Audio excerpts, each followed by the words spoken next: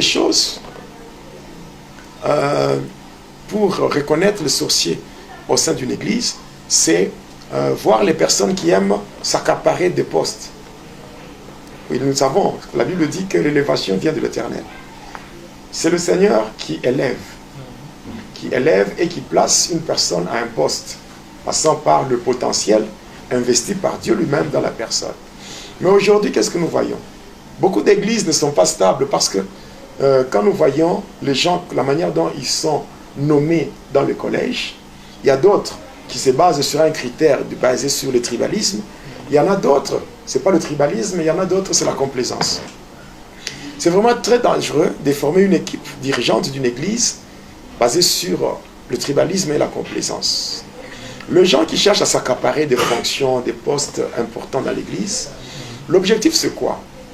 L'église, en fait, les gens qui sont dans l'équipe dirigeante, ce sont les gens qui ont le droit de participer à toutes les réunions, les grandes réunions de l'église, les réunions stratégiques où tous les projets de l'église sont étalés.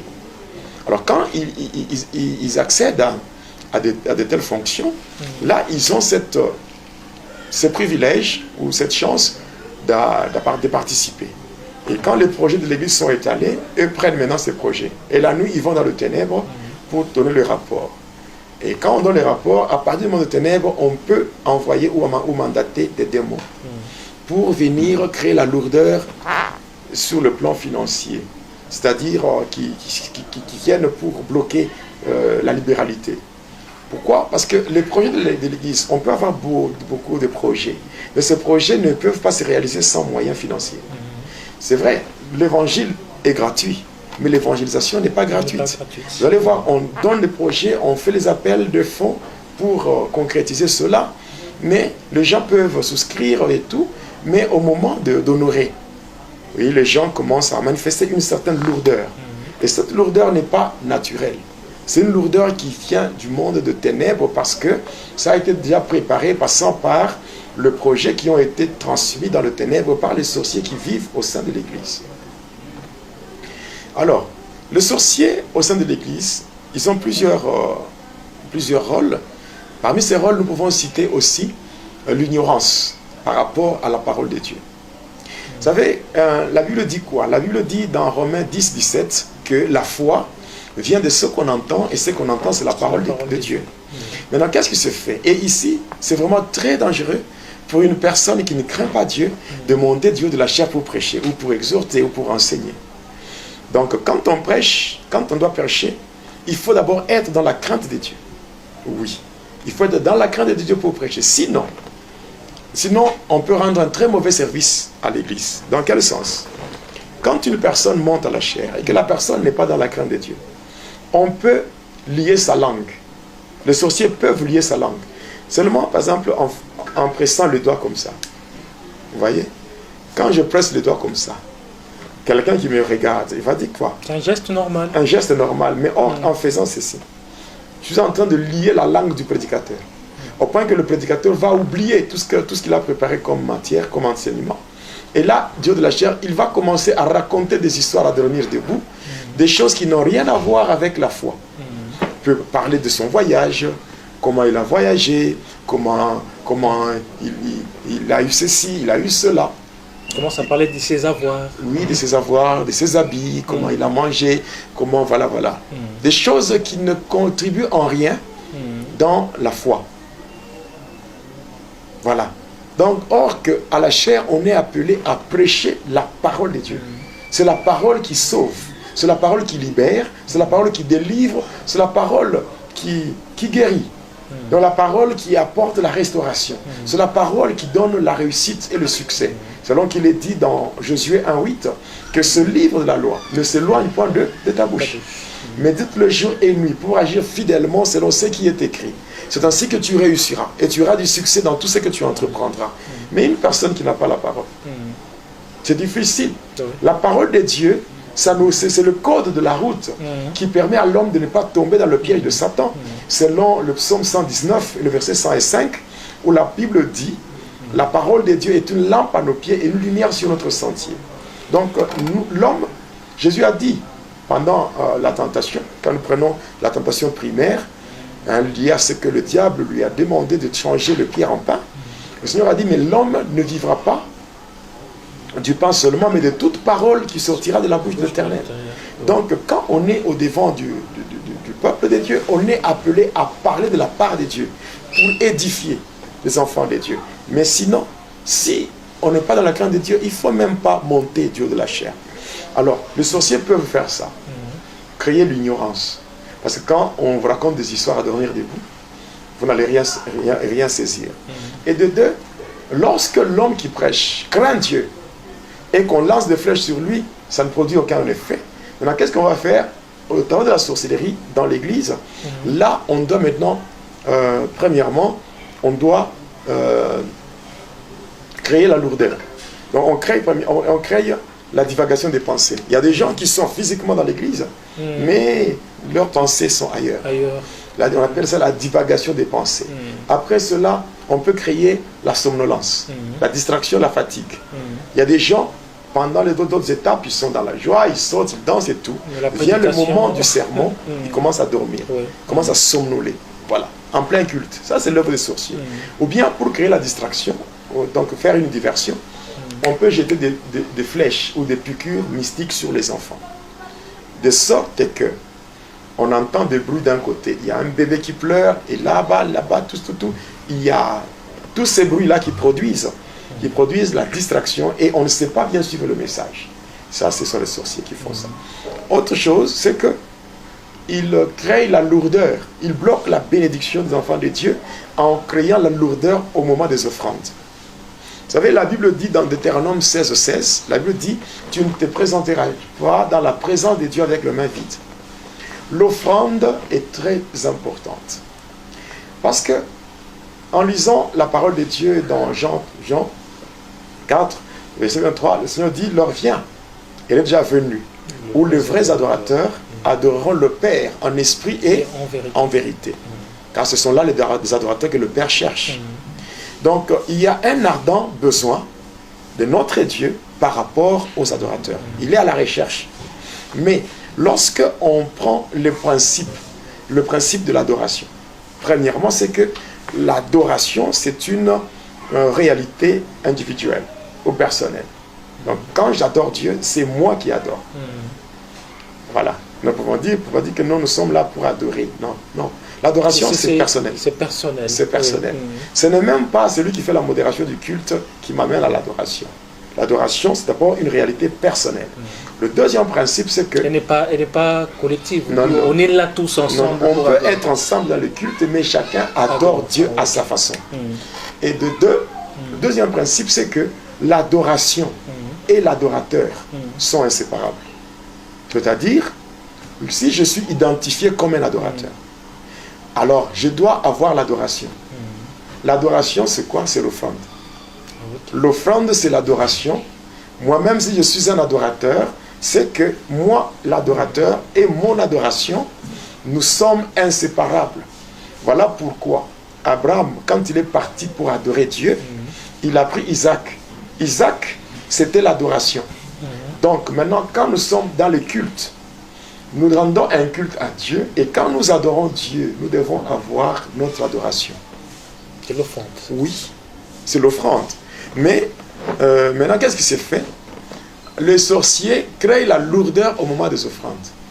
Et quand vous êtes dans le culte, vous sentez que quand arrive le moment des offrandes et que vous sentez une lourdeur, vous devenez triste, tout ça, sachez que vous n'êtes pas encore délivré. Oui, la dernière cartouche que le diable garde pour bloquer la délivrance d'une personne, c'est empêcher la personne de servir son Dieu avec ses biens. Oui, vous allez voir, le diable en Égypte, après avoir vu tous les fléaux que Moïse a fait par la main de Dieu, le fléau qui était le partage des Égyptiens, il a eu à libérer Israël pour dire partez, mais laissez tous vos biens. Et que vos biens sont entre ses mains, automatiquement, vous n'allez pas aller loin. Vous serez obligé de retourner encore vers lui pour le solliciter. Voilà pourquoi Moïse a dit, nous allons partir avec tous les enfants d'Israël, nous partirons aussi avec nos biens, et il n'y aura même pas un ongle qui restera ici. Nous partirons avec nos biens afin de servir notre Dieu avec nos biens. Oui. Donc lorsque on a cette culture de servir son Dieu avec ce bien, c'est ce qui produit de grandes bénédictions. Parce que l'offrande parle.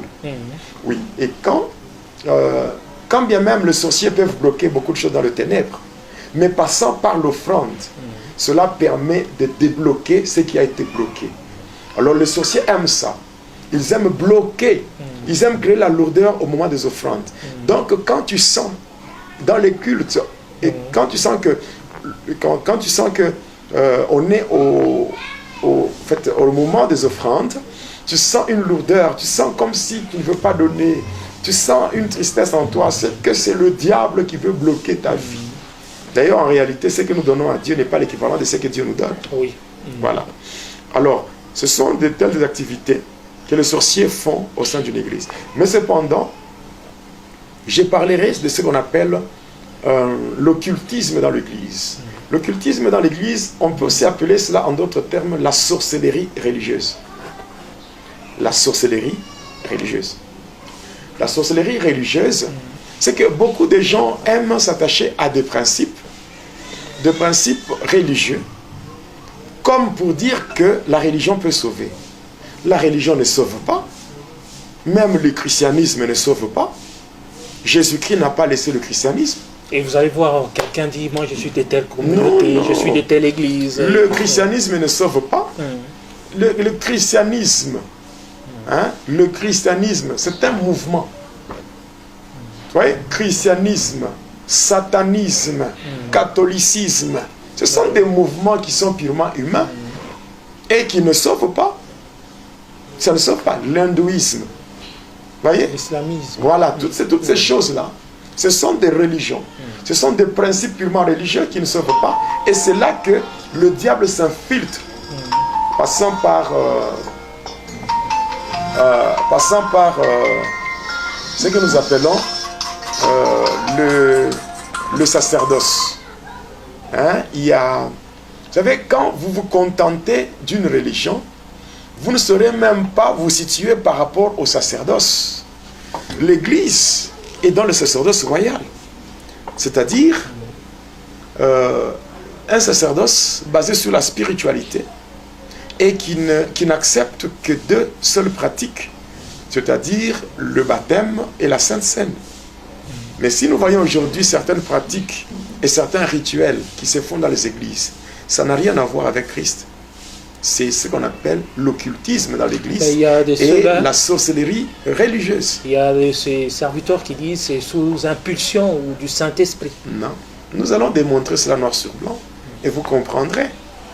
Parce que moi j'ai déjà pris cette résolution de dévoiler les œuvres de ténèbres. Même s'il faut aller au sacrifice suprême, je suis prêt. C'est-à-dire, s'il faut mourir, je suis prêt. Donc, pasteur, vous voulez dire que de nos jours, beaucoup d'églises sont infiltrées par les satanistes. 75%. 75%. Ouais. Et on peut dire que les églises qui servent réellement Dieu sont en petit nombre. En petit nombre. Oui, en petit nombre. Mais comment maintenant les enfants de Dieu doivent éviter cela ou doivent se comporter face à cela? C'est comme ce que je dis. Que va et dis-leur à plusieurs numéros. Oui. Et vous donnerez tout. Voilà. Sauf que ce que je peux dire, déjà en passant, c'est que pour être libéré de cette influence-là, on aura une émission là appropriée sur l'occultisme. Le témoignage, ça peut nous prendre même toute une semaine. Voilà. Donc ça peut nous prendre, je dirais, même 7 numéros, numéros différents par rapport à l'occultisme.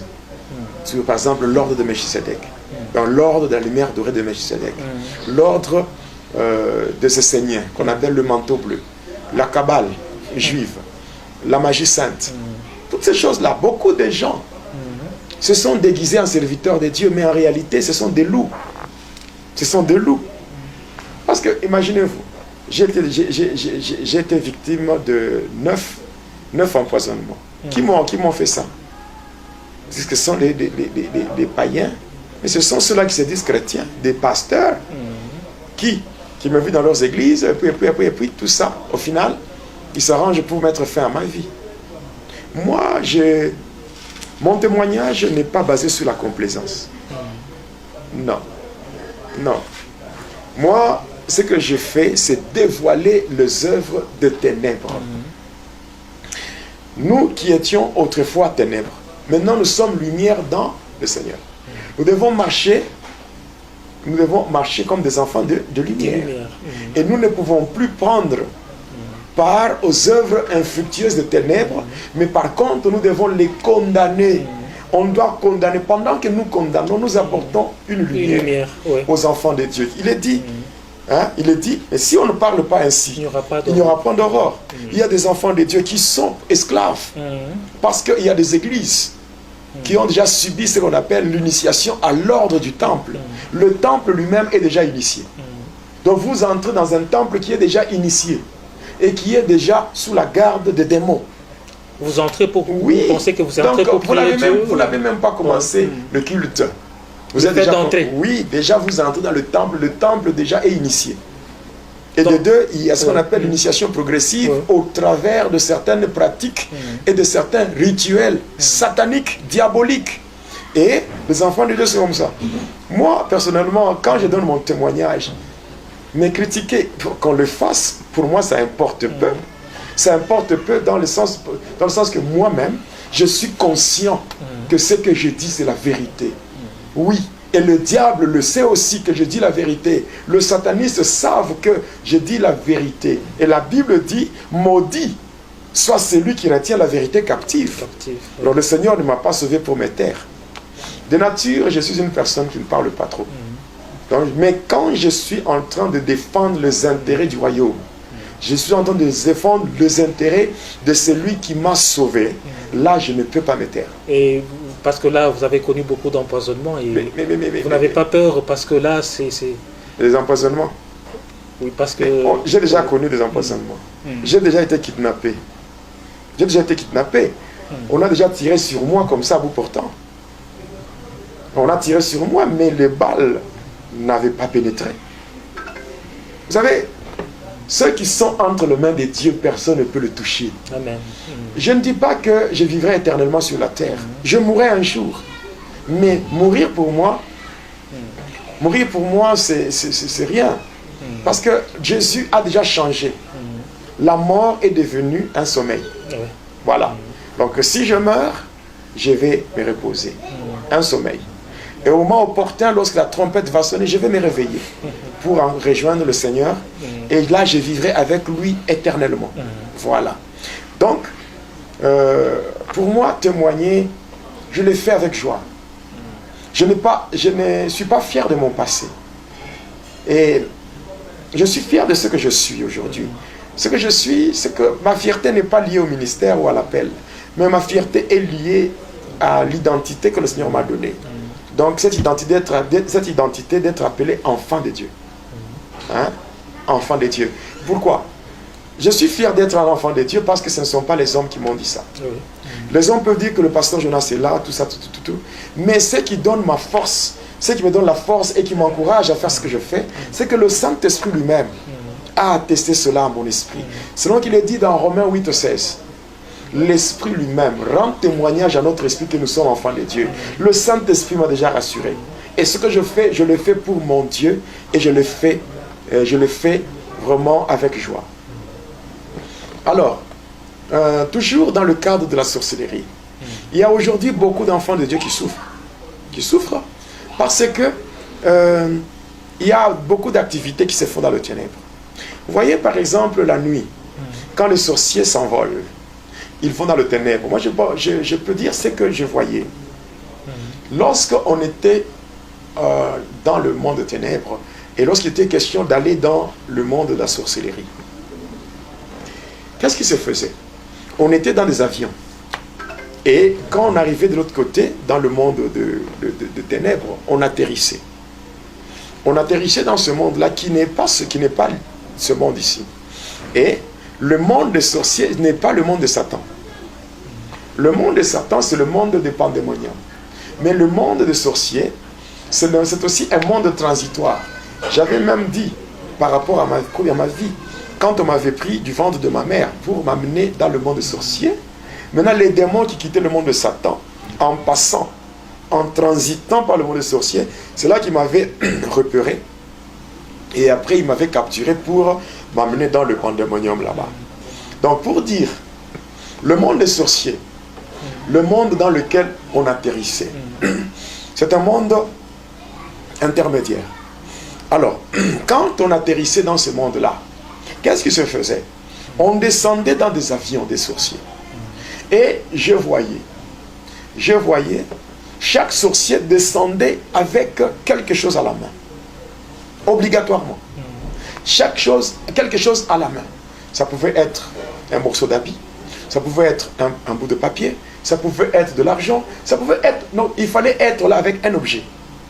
Et la chose qu'on avait à la main devait être jetée, soit dans une rivière, soit dans des creux d'arbres, donc dans des trous creusés dans des arbres. On appelle ça le creux d'arbres. Oui.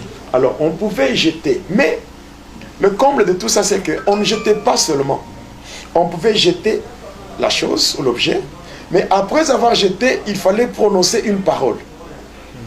Une parole de malédiction contre le propriétaire de la chose. Je voyais, j'entendais des paroles telles que les enfants de tel ne se marieront jamais. Les enfants de tel ne termineront jamais les études. Les enfants de tel, on disait toujours des choses, ne termineront jamais les études, ne trouveront jamais du travail, ne pourront jamais progresser dans leurs activités, ne pourront jamais vivre la stabilité conjugale. Et c'est dans ce monde-là. Et comme il faut savoir que le physique, c'est la conséquence du spirituel. Voilà pourquoi, quand vous prenez Ézéchiel 37, les enfants d'Israël se plaignaient, ils se lamentaient parce qu'ils étaient désespérés. Maintenant, Dieu va prendre Ézéchiel et Dieu va le transporter jusque dans la vallée des ossements desséchés. Et va lui dire, tu vois ça, c'est ce qui représente la vie de ceux d'Israël, n'est-ce pas? Et c'est là que la solution a commencé, à la source, c'est-à-dire dans la dimension spirituelle. Et maintenant, qu'est-ce qui va se faire? Après avoir jeté toutes ces choses-là, et après avoir déclaré des paroles, maintenant, dans le monde physique, le monde des humains, les gens vivent les effets de ce qui a été déclaré là-bas. Voilà pourquoi aujourd'hui, il y a des gens qui vivent une souffrance qui ne se justifie pas. Une souffrance, quand on cherche à connaître le pourquoi, on ne parvient pas à cela. Pourquoi? Parce que ce sont des choses qui se sont déjà passées dans le monde spirituel. Vous allez vous imaginer, il y a même des sorciers qui avaient jeté et qui avaient prononcé des paroles, et ces sorciers sont déjà décédés. Mais ce que je peux apporter comme bonne nouvelle aux enfants de Dieu, c'est que pendant qu'on jetait ces choses, pendant qu'on déclarait, pendant qu'on faisait toutes ces choses, c'est vrai, les enfants de Dieu étaient absents, mais il y avait quelqu'un qui était présent et qui voyait tout. Lui, c'est le Seigneur Jésus. Il est un Dieu omnipotent, omniscient et omniprésent. Donc, c'est par cette caractéristique d'être omniprésent, c'est que la Bible nous dit dans Proverbe 15 que les yeux de l'Éternel sont en tout lieu, observant le bon ainsi que le méchant. Même lorsqu'on liait ta vie, lorsqu'on jetait, on bloquait, lorsqu'on faisait tout, Dieu voyait. Et ce Dieu-là, il est capable de changer la situation. Amen. Et toujours dans ce cas, toujours dans ce que les sorciers font, il y a un élément important que j'aimerais ajouter. C'est quoi? C'est ce que les sorciers font pour entrer dans la présence de Lucifer. Ici, j'attire vraiment l'attention des enfants de Dieu pour connaître beaucoup de choses.